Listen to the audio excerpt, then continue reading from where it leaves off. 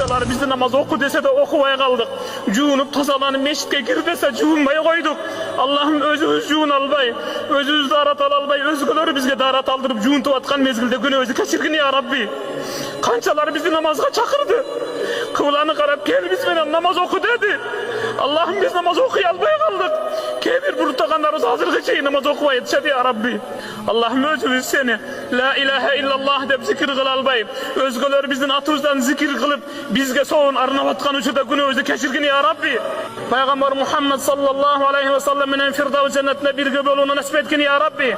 يا رب لك الحمد كما ينبغي لجلال وجهك وعظيم سلطانك اللهم إنك عفو كريم اللهم إنك عفو كريم اللهم إنك عفو كريم تحب العفو فاعف عنا يا رحيم